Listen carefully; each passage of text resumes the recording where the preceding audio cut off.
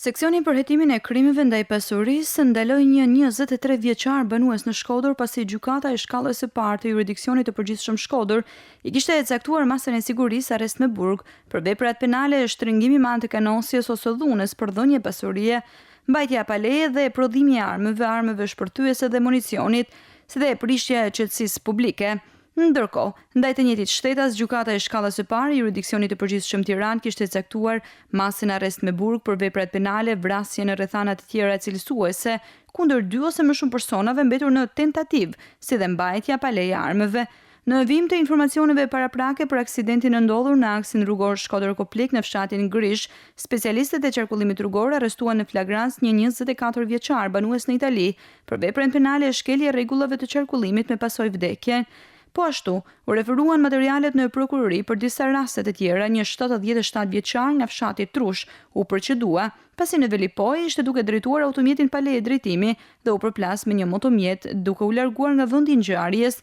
dhe duke shkaktuar dëmtime të lehta të drejtuesit të tij.